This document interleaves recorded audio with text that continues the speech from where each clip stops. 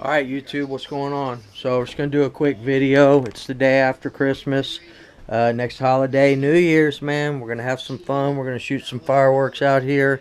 Up here at the lake where I live, there's no fire ban, and it's not illegal to shoot fireworks like it is in the city, San Antonio.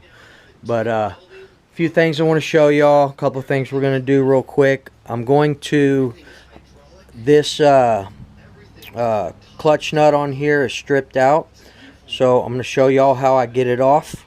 And remember guys, if you're using Loctite, you need to heat it up with a heat gun in order to get this out. I did that, but for some reason it's still stripped out on me.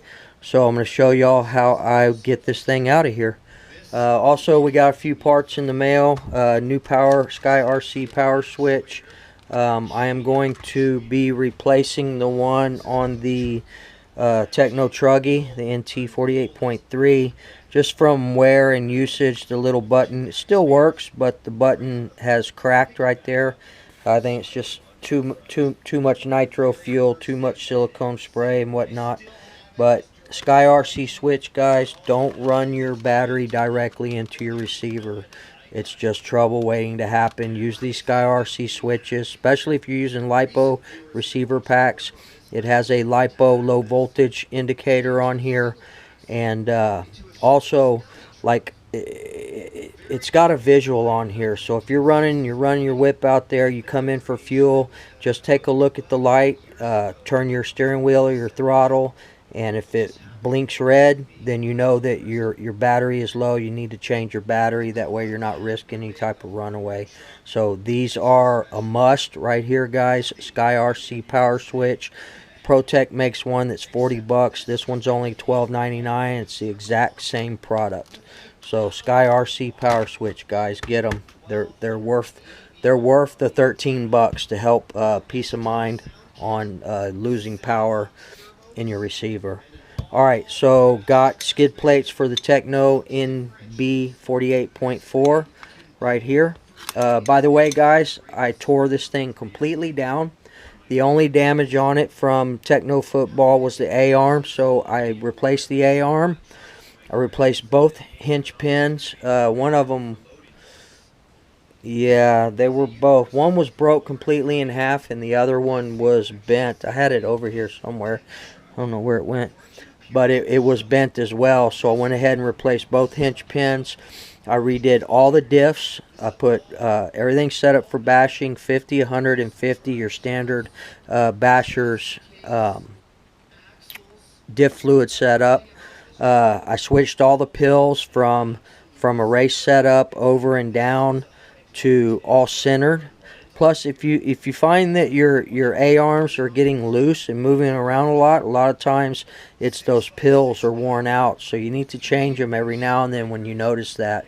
But other than that, everything on here is perfect. She's set up. I replaced all the bearings in the differentials. All three diffs have all brand new bearings. I replaced the bearings in the steering knuckles. Both front and rear. So this thing's been completely rebuilt for bashing. I redid my shocks. I think I did 45 in the front and 30 in the rear as far as my shock fluid.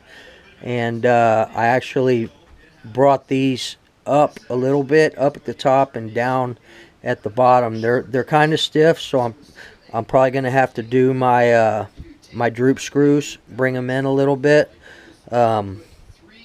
Or put them out a little bit, shall I say. I like it for bashing. I like to have a little bit of spring in it, but not so much to where it'll flip over. So on the NT48.3, the truggy, same thing. I redid all the diffs last night. I was up till 5 in the morning working on these. This one was a bad bearing. That's where the play came in this one. So when I redid them, here's the bearing. It just exploded in there. But the ring and pinion looked good. I am ordering 2 sets of ring and pinions. By the time you buy the ring and pinion replacement for these, for like $5 more, you can buy the entire diff you know, the entire package, the diff cups, the planetaries, everything, ring and pinion, for like $5 more. So I'm going to order 2 sets just to have them on standby, and 1 center diff set to have on standby. It's always good to have extra parts ready to go, guys, especially for us bashers that are putting so much power to the ground. That's what it was, is this Pico modified .28 has so much power that it just exploded that bearing. And I noticed it right away yesterday or day before, whenever it was, when we were bashing. And I showed y'all on camera how it was moving around. She's all fixed now, all brand new bearings, brand new diff fluid. Also, guys, when I'm doing my diffs, when you put the ring gear and the diff cup, when you join them together, I use this high pressure black TLR grease. And then also when I put the actual diff housing back in, when I put it back in there, I'll put a bead of this white grease, Protect grease. It's Premier white grease. I'll put a bead around the whole diff housing before I join it. That'll help keep moisture and whatnot out of your differentials. If you open your diff and it's real wet, and you know, besides the grease that you have in there, I use I've been using the Red and Tacky, but I need to order, I keep forgetting, I need to order some Fast Eddie dog bone and gear grease. It's the best stuff. Shout out to Mr. Bodegel. He's the one that let us all know about that stuff. So also shout out to the Muggy, man, on these. I would never have known about these Sumo Racing skid plates if it weren't for him. So shout out Muggy for hooking us up on this deal. I also got a set of skid plates for the 8T. 8T's almost ready to go. I'm just waiting on the rear mud guards, and then I know he doesn't care, and I really don't care, but I'm going to enter this in Muggy's contest for the cleanest RTR, see where I sit. I know that he's not going to even acknowledge it, but I want to see what mine compares to what other contestants enter their whips into his contest. I want to see where this one sits, but we've done a lot to that 8T. He won't even acknowledge it probably, but you guys enter, man. His last contest with that engine, nobody entered, and it's because nobody likes him, but that's his own fault. But he probably won't even acknowledge it, guys. But I do implore you guys to enter that contest with the Muggy, because he will honor his word. He will send you whatever, I don't even know what it is that he's giving away, but enter the contest, man. I personally want to see y'all's whips. You know, forget about him. I want to see what y'all got going on. So anyway, guys, so this is ready to go. There was no other damage. Nothing was bent. The chassis wasn't bent. The shock tower's not bent. I checked it out between that one and this one. They just have a natural tilt back on them. The end of the chassis shoots up a little bit. So this is how it's supposed to be. And everything is in line, in sync, smooth as butter. It does have some, you know, I put quite a bit of grease on the ring and pinions, so it still need to work that out. They got to be broken in. Normally I break them in. I'll put the drill on the end right here before I put the drive cup, and I'll hit it with the drill and spin it to break it in, break that grease in. But I didn't do it on here. We'll just do it when I put it on the ground. Ordered another tank, guys. So as y'all know, this tank, with the impact, the seal broke. This is no good. And be careful, guys, when y'all are putting the aluminum tape on here, the heat guard, be careful of what type of glue you used. I used tire glue, and I think it ate through, and that's what caused me to have an air leak here in the original Techno tank. But it's a good idea, guys, to go ahead and swap your tanks out every now and then. Ask the Nitro Nerd. He's got videos on it. He'll tell you. He's got a whole box of old tanks. Your tanks and your lines, all that kind of stuff, even the minorest leak is going to lean your engine out. You're not going to get a proper tune if you have a leaky tank. So swap out your tanks, guys. Alright, so what we're going to do is we're going to get this off, this bell off. I'm going to go ahead and run this Rex Legend 28.8 here in the NB48.4. Since we're doing bash setup on here, why not have a big block .28 in here, especially an Over-Rossi Rex Legend. Thought about breaking this other one in and putting it in there, but I'm saving that. We're going to get that modified. It's brand new. So let's get this off real quick, show y'all how I do that. And also, guys, the Electron Pro battery, the Lifey pack, it is smaller. It will fit in the 8T. You're still going to have to mill the bottom side of this box a little bit, but it fits a lot better. It's not as snug as the Reedy 1900 milliamp Lifey pack. So you get 100 more milliamps of runtime on the Lifey Electron Pro. It's a couple of dollars more, but it's a 2000 milliamp and it's more compact. It fits in there great. I already test fitted the other one. I've got two. This is a spare. So so we're still waiting on a few things, guys, to come in the mail. Then we'll get the 8T up and going. We'll get the buggy up and going. And as soon as I can get this back together, we'll get it back in action. Also, before we do that nut on the end of the bell, the Mudslinger AMSOIL, I like it a lot. But the only thing with this is it's wet. It's really wet. It doesn't dry as quick as the blaster or the liquid wrench. You can see these. I sprayed these this morning, let them set out in the sun, and they're still wet. I even wiped them down. So it's good stuff. If you're gonna store your vehicle through the winter or whatever, and you want to protect it, by all means use the AMSOIL Mudslinger.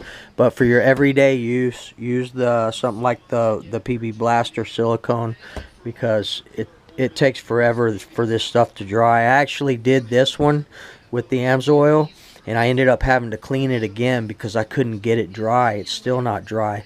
So I cleaned this one twice, oiled the bearings twice. Both of these Technos all have brand new diff fluids and brand new bearings. The entire truck has brand new bearings. Even the bearings here for the steering, the servo saver, they're brand new as well. So all new bearings. And yeah, so let's get it done. So we're gonna run the Rex Legend 28.8 in the buggy with the 41001 header and the 9886 Super Strong. Now I do have another Super Strong here for this one. This is for modified engine. This is from my modified Pico Boost .28 41032 9886 Super Strong. That's the one that's going to scare the E-words out of the park, guys. Again, thanks, John Bodegel. We learned a lot of things from you, sir. And we try and put those things to work as best we can. And sometimes we deviate from that. We don't always do it the way we were taught. But, you know, that's all. Me personally, that's just me experimenting with other stuff. So some people say, well, you got to do it exactly the way Bodegel does it. Well, I'm not Bodegel, and I like to experience things for myself as well. So, but for the most part, you know, we'll do what the man has taught us to do, for sure. But I mean, it's just like the way he cleans his platforms. Some people don't want to wash their platforms like that. Me personally, I have no problem washing it as long as you take your electronics off and you redo all your bearings. You know, put some oil. This is my bearing oil right here. It's not the high-speed lightning lube. I use Severe Gear right here, synthetic extreme pressure lubricant, and Napa Air Tool lubricant. These two mixed together is what I use for my bearings. That's what's in here, and it's got this little needle so you can get up underneath the shield. So, and for you guys that want to know, my after run, I make my own. I put about halfway with Napa Air Tool oil, or 3-in-1, and I put a tiny bit of Marvel Mystery Oil, and then the rest I fill up with AMSOIL MP. That's my after run right here. And I've never had any issues with corrosion or anything like that since I've been doing it that way. Alright guys, let me get this done real quick. I gotta go back to work tomorrow, doing a run down to Houston, there and back. so I don't want to be up all night. Let me show y'all how I do this. Let's do it up here.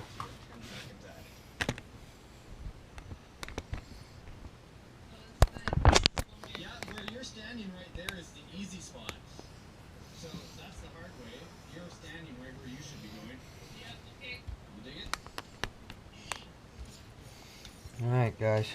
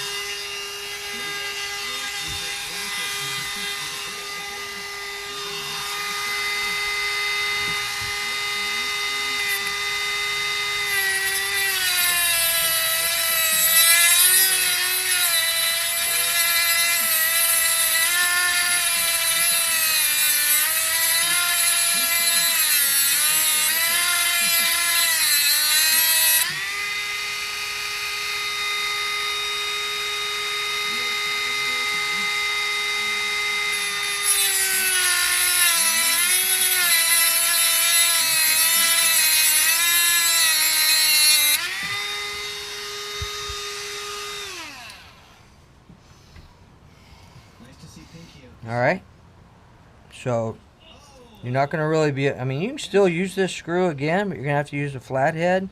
So what you don't want to do is you don't want to damage the bell.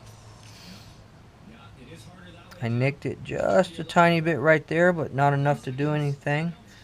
So then what I do, guys, is I'm going to bring y'all over here. She can remove one right here. This is a minus 10 rock. If she can clear it. Okay. Time. Oh, 10 seconds. Repo. Get a good flathead screwdriver. There's another area, Judge, where she could have gone up the 10-second rock there. And then what we're going to do, guys, is we're going to heat it up. Yeah, you're done, babe. Go to the next gate. There you go. It's not easy. Matt, with the sender, good luck, brother. Ready to start? Go. Hopefully you guys can see. Over the first gap, dropping the tires in. So you always want to use Loctite, guys, but when you go to take this screw out of the end of the bell, you always want to heat it up. Good job, good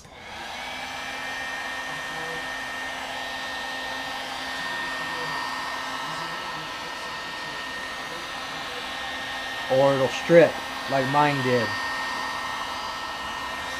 And that's from being in a hurry, guys. You get in a hurry and you skip steps, and this is what happens. Now I won't even use these bearings because I heated them up so hot. I'll change the bearings in this.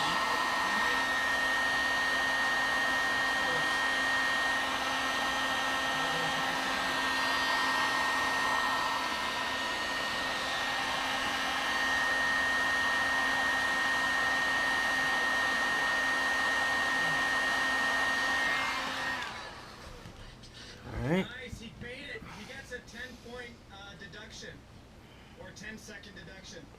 That was an excellent drive.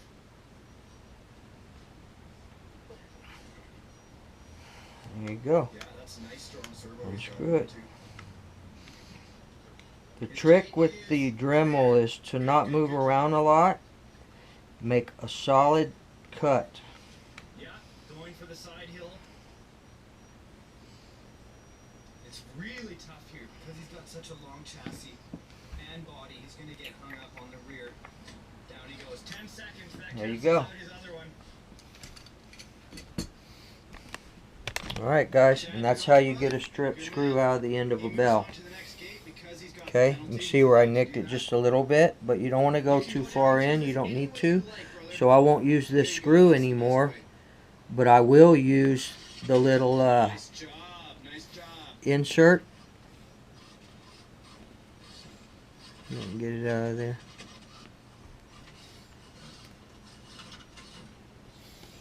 Let me see if I have the package on that. I think it's let's see here. This is what you use right here. Now I pulled the one part out of here, but it's clutch nut hardware for the 4-shoe 8B8T LOSA 9103, and it will come with 2 screws. It'll come with one's a flat and one's the cap head like that. Not a cap head, I don't know what to call it, but then you get this other piece. I can't get it out, but you guys get the idea. It's this little piece right here. It's got a little metal ring on the end, and it's got a nipple that'll go down in like that, so it's easier to shim your bell. So let's see if we can get that off. It's gonna be hot, so I won't use those bearings anymore. Shoes don't look too bad, but yeah, they're pretty thinned out. We're gonna go ahead and change them. I love these 4-shoe clutch setups, guys, with the Max Life shoes. I think I have a brand new set right here.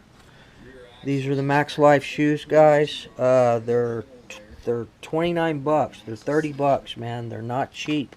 You can probably find them cheaper on eBay.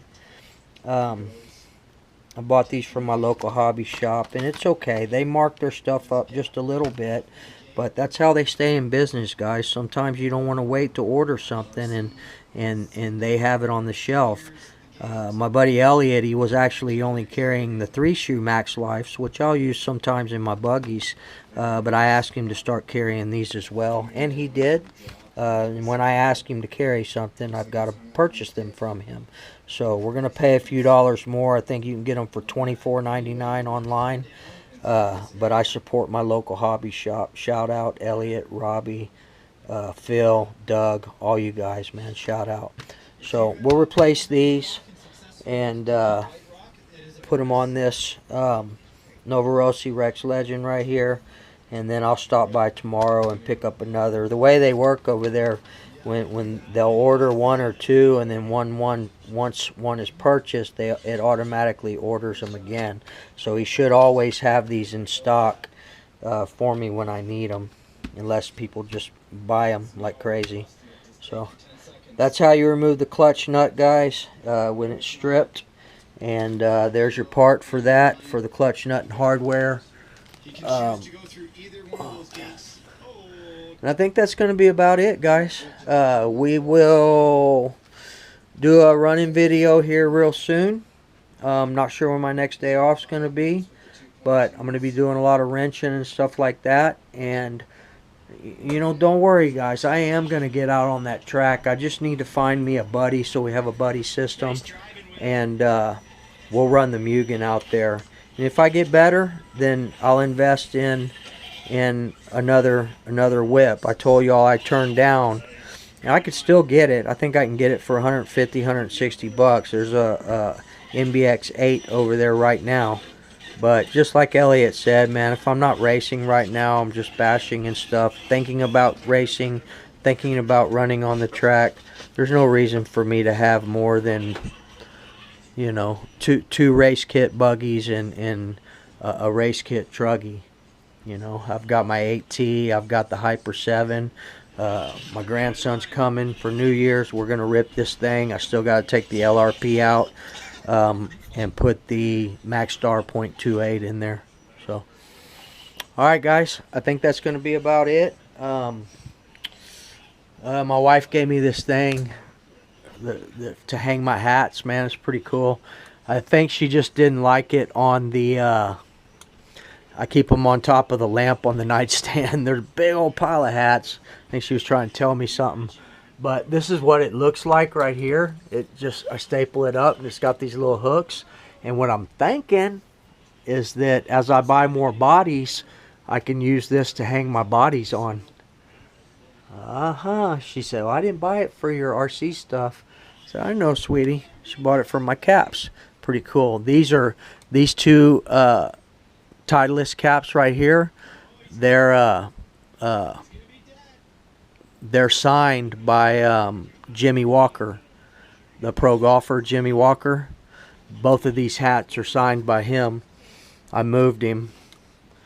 Pretty cool guy, man. Out at Cordero Ranch, bought a brand new house, had his own miniature golf course out there in Putting Green.